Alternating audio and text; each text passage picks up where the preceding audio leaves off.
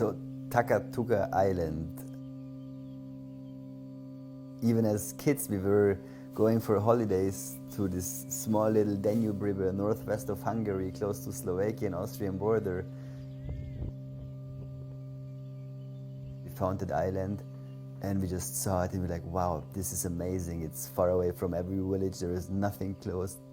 We have to invite our friends here and make a nice gathering. So it was like 2-3 days before the first event started. The fishermen gave us the number of the landlord and we called him up and we're like, hey, we organized a little scout camp on your island. We just figured out that it's your place. We thought it's like no man's land.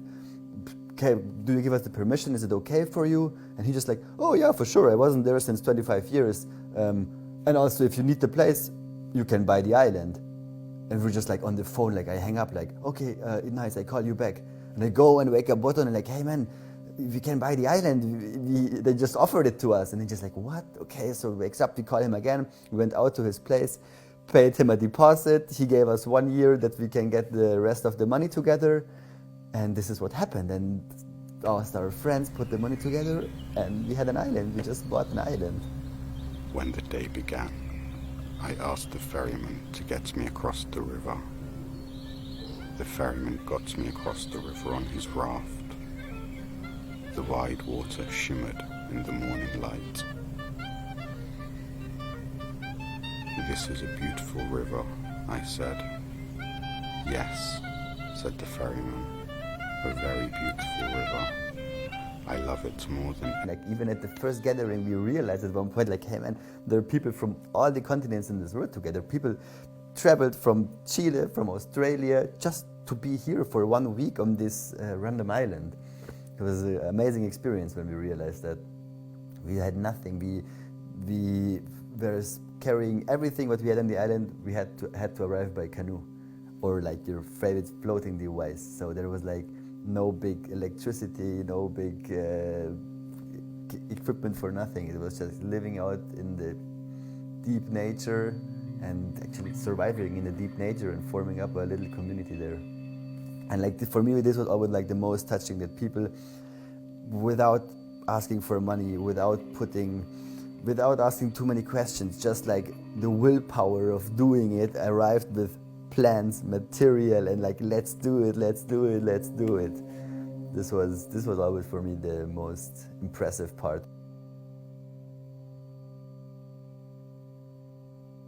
So 2 old village men came out and they showed us, and we put down the first tube and back for days and days and days, and we went down till 28 meters, and now we had drinking water there.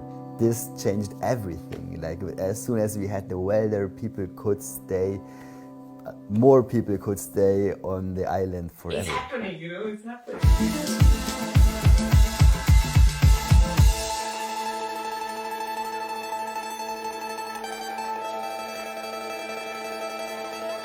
Exploring together, going on adventures, being grateful, learning from each other.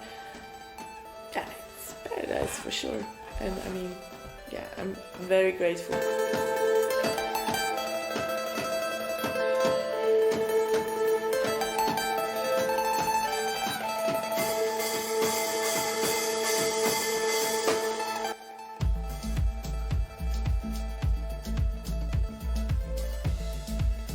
And on that little island in the middle of the nature, we felt untouchable.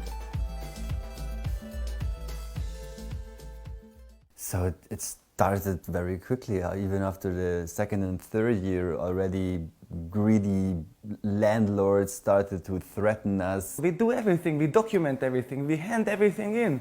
Governmental institutions started to write us letters and letters. And what happens? They wait till the very last day, like 1 day before the festival starts, and they say, no, you cannot have it. No, there's no permission. We just couldn't cope with it anymore. We were like, it's like, what is this? How is it possible that on a private land, on a private property, with local support from the municipality? This is crazy. This is absolutely not gonna stand. Amit a szigettel, a hatóságokkal én megéltem, az egész egyszerűen traumatizál. Not even telling us why, no, this is outrageous. És igazából ők az elején eldöntötték, hogy ezt nem fogják támogatni. We cannot sit down with the agents who do the checkouts. We cannot be on the same side together. They don't let us in the courtroom.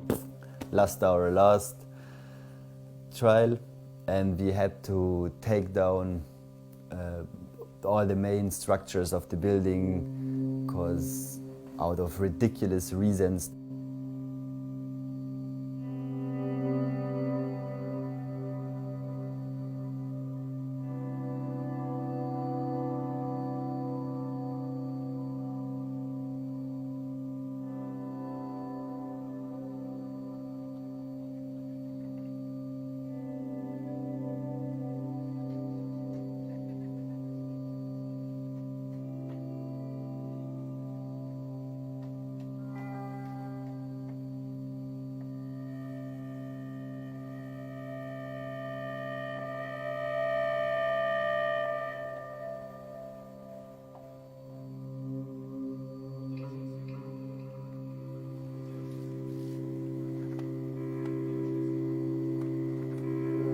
Most ugye pár hete a bontásnál én azt értem meg, hogy a hivatalok nem törődömsége igazából a gyermekeink jövőjét teszi tönkre.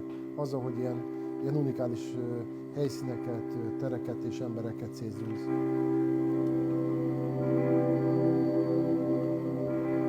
Ez az utolsó kép a világító toronyról, látod? Piros és fehér deszka. Piros, piros, piros, fehér. Na igen.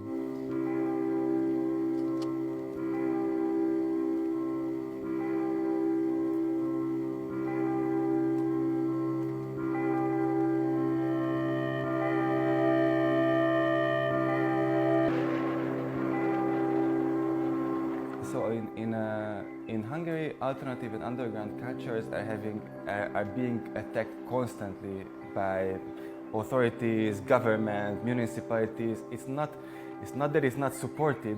It's a daily fight for everybody to listen to the music that they like, to wear the clothes that they like, to express themselves as they want to express themselves. And these examples give us huge hope and motivation that this really can exist.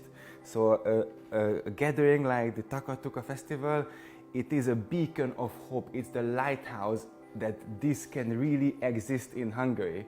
So that's why we're in this awkward situation to ask you for help, because After some time, you realize it's more than just a temporary gathering.